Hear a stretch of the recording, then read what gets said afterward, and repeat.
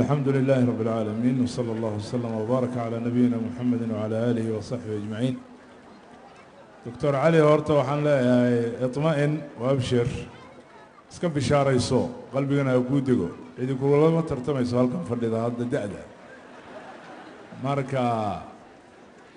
مجالس نواب بحداء طبعا كلنا كوجر وديع كرتا ماركا اسكت جنوب إن شاء الله. waxaad weydiisay iyo arintaas runtii waqtiga bitaxdiid sida hadda dadka isbitaalada ku dhashay ama meelaha taariikhdeeda la yaqaan ku dhashay anuu kuma dhalan waxaan ku dhashay meel baadiye ah geed hoostiis ah aan isbitaal ahayn sida Soomaalida hore u baday weliba iyadoo safar la yahay oo musaafir la yahay reerku naqraac yahay naqawaat qaan Soomaa roobar gudo meeshaas ugu hayaamayo iyadoo reerku hayaan yahay oo naqraac yahay ayaa hooyo Allahu naxariistee iyadoo awr saaran sida la ii sheegay awrkiina waa soo gaaray magaciisa gaaridi baa la dhihi jiray ayaa isagoo la intifaacsado baan garaacay marka awrkaasay saarnayd hooyo iyadoo caloosha igu sidaa raxmatullaahi tacaala calayha geedka hoostiisa lagu leexiyay iyadoo islaami halkaas ku dhalatay baa la igu yiri geedkiina waa la tusay horta taariikhdu bitaxdiid garanaysa ma jirto laakiin dadkii magaalada joogay oo maaragtay iyagu waxa taariikhaha la socday ama bilaha la socday sida waalidka Allahu naxariisto iyo ninkii walaalkay iga weynaa oo curadka ahaa أحمد إدريس الليجي وسمرك عدن جوجي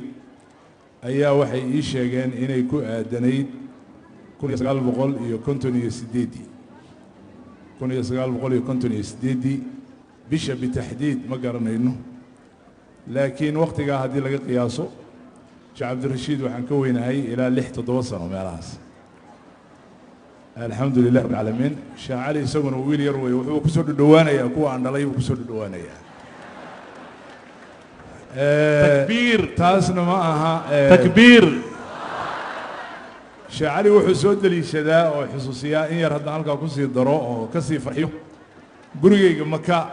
هذا ميادن حسوسا مركان إيمان جري سديتنات كيو ويلك عبد الشكور بان ميرو فريسين جري إيمان حسوس ما حسوس تنقول قال إيمان جري تقول هذا حسوسا كرتيو يعني ويل كان قال عياري جري ما شاء الله فريسين على كل حال لشدوا تاس وقت قاس بيقيا كو حددت تقريبا إلهي بس قرنية ماشي نقول شيء ودقمة قندلاء بادية هذا وقبل كباري صوماليا أبي الله نحرسته يسوي يقدونا ورجع بعدك قاركيس واسمه مقالان لكن هذا نشيء إياه هدي أي معركتي وحكي جرين مقدية أبي يسوي مهاجرة ودول كاسي من صوماليا وحنكي من دلك إريتريا يوكيمي وحسود دقي دول كاس بريقة وكبر واقبي حول بدن بومارة جناح صدوها مقالوا ينكاس وردن بوساسو يو قندلا يعلولا يو حابو يجسلي يدول كحيبتا صوردن بودقي وتكام مقولها الحمد لله مركا يسوي هالكاس يوكيمي لكن أنا صومالي بانا شقكم اللي هي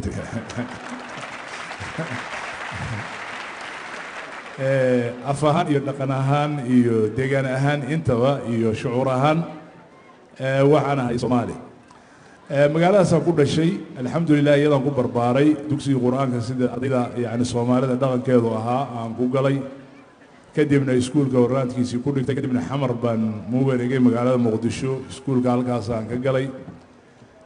وحيالها يجو التجربة في عنايد مركية دكسي قد حدقنا يي وحكم إذا هيد أولي درميجا وأن كقريب قال يكون يسقال بقولي تطواتني أفرتي تسو أن كقاطي دروست وجوا وين هذا كوسي هرمرنا يا أو جعيل كدولك الصوماليات يصومالي نمدا يبرشة دولك الصوماليات وحلي يجي أنا جو قندلا كل شيء وبريك إيمي ومقدشة مركا أقول لقنا بادية قال الجوهر قبل الشباب هذا دحاليجي أرض اللي حيته ويجرنا وانا أرقص يعني دغن كالصوماليات يضد كالصوماليات يومات الصوماليات اللي حقل كذي وحبضنا كفايدستي أديت كدمنا waxaan u baxay dalka dibaddiisa 1975 anu markii dadku safarta bannaanka aadeen qurbaha waa ka horreeyey 75kii cadan baan tegey xoogaa baan iskuulka ka sii dhigtay kadibna 77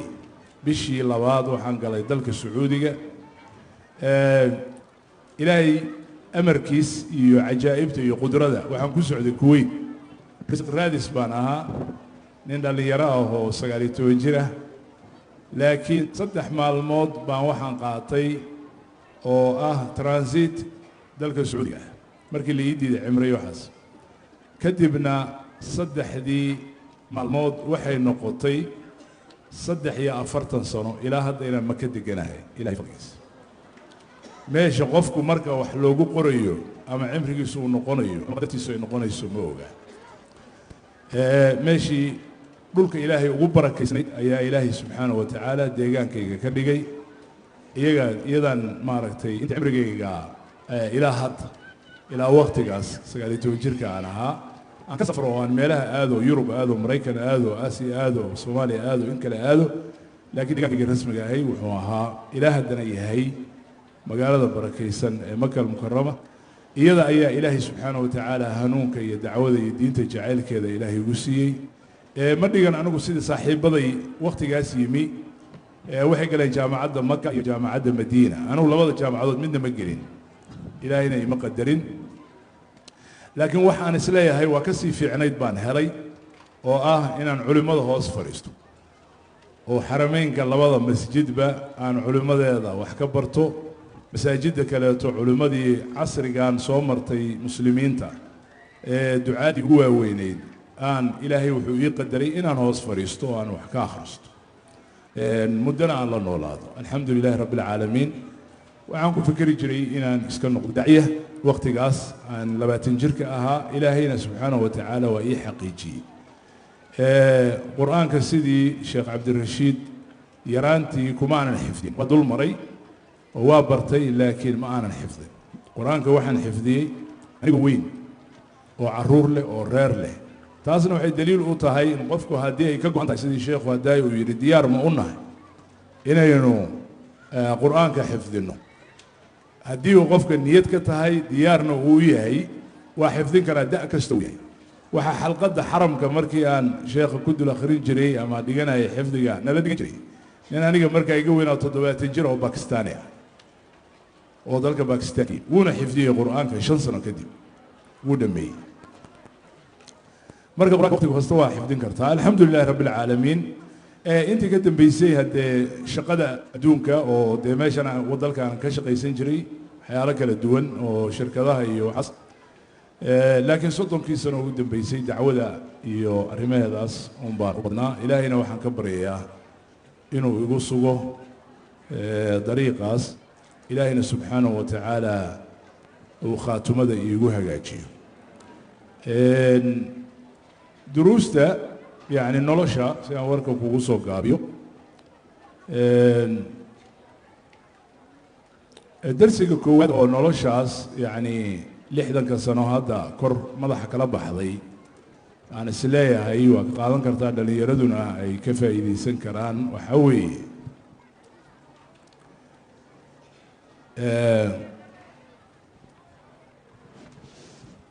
ilaahay subxaanahu wa tacaala ku xirnaantiisa iyo kitaabka qur'aanka ah kariimka ah jacaylkiisa ilaahay subxaanahu wa tacaala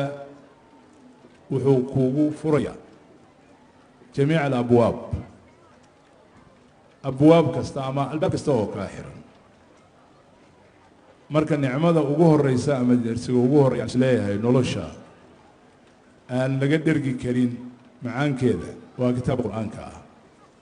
waxyiga kitaabka ilaahay subxaanahu wa tacaala taas waa dersi weeye dersiga labaad waxaa weeye qofka haddii uu leeyahay himmad caaliya oo meel inuu gaaro u rabo ama hadaf iyo ujeeddo uu leeyahay u baahan yahay himmadaasu inay xambaarto iyadaa u noqonaysa labada baal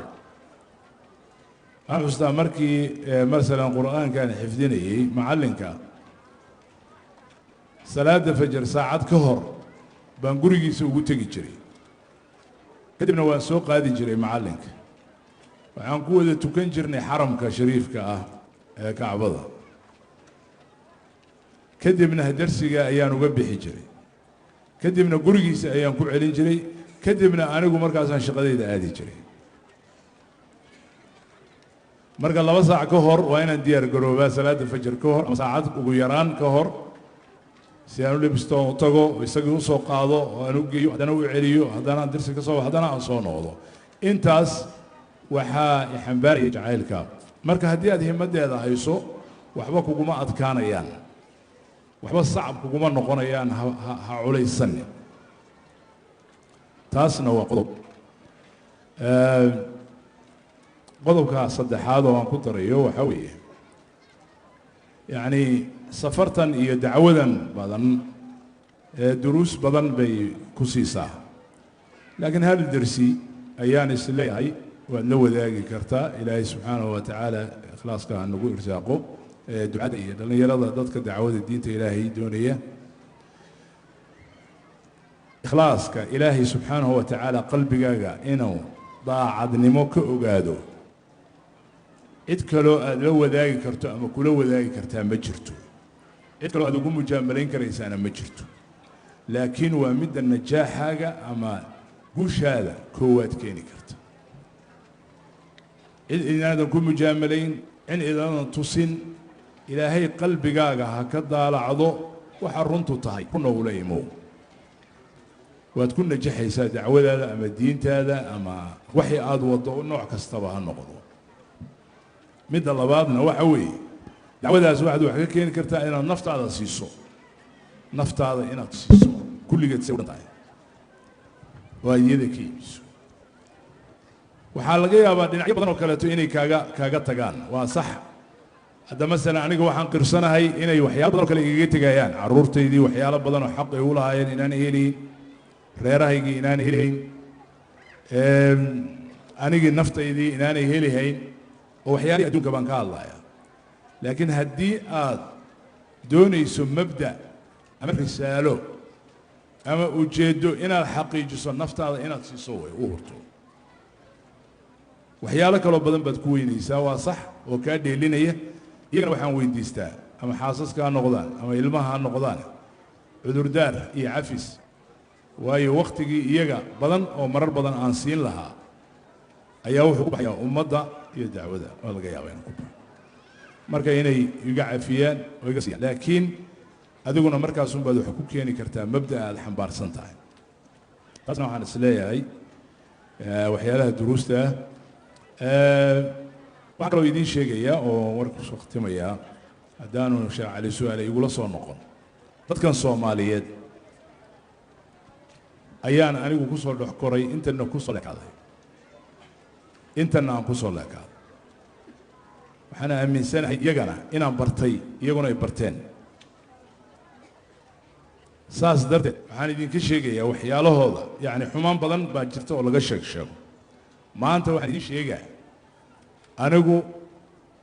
yacni kalsoonida aan ku qabo dadka soomaaliyeed inay tahay midda aniga najaaxayga qaybta koowaad ah yacni haddii aan wax ku najaxay ama camal aan ku guulaystay bacdallaahi sabab waxa u ah kalsoonida anigu aan ku qabo dadkaas for example haddii aan meel imaado waddan weligay aanan u tegin ama gobol aanan weligay tegin horta waa wada maday gobollada soomaalida oo dhan law yacda laga soo bilaabo ilaa iyo raas kambooni gobol aanan tegin ama aanan dacwo ka gelin ama aanan wax ka qaban ma jiro tajribo fiican baan marka u leeyahay qabaa'ilkeeda dadkeeda magaalooyinkeeda waan bartay waana la noolaaday gudo iyo dibad waxaan idiin sheegayaa si guud ahaaneed dad fiican inay yihiin dad risaalo iyo adduun lagu furi karan inay yihiin hadday helaan hoggaankii wanaagsanaayo ku furi lahaa inay yihiin waxalaalay wixii la doonana shucuubta adduunka aan laga heli karin in laga helaayo oo miisaada hoggaan ay leeyihiin bani aadam weeyo ceebahooda kale waa leeyihin laakiin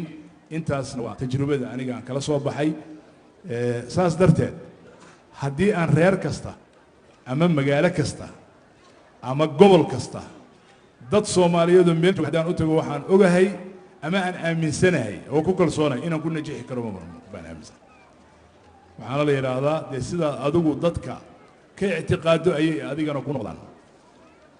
saasana Ilaahay subhanahu wa ta'ala iga siiyay ilaahayna waxaan ka baryaa khayrkaas iyo maxabadaas inuu Ilaahay subhanahu wa ta'ala noo daa'im yeelo shaacali haddaan waxba ku harin wiil yar inaad tahay ayaan markhaati halkan uga kacay maanta ugu yaraan 10 sano aan ka weynahay marka insha Allah ta'ala soo dhawo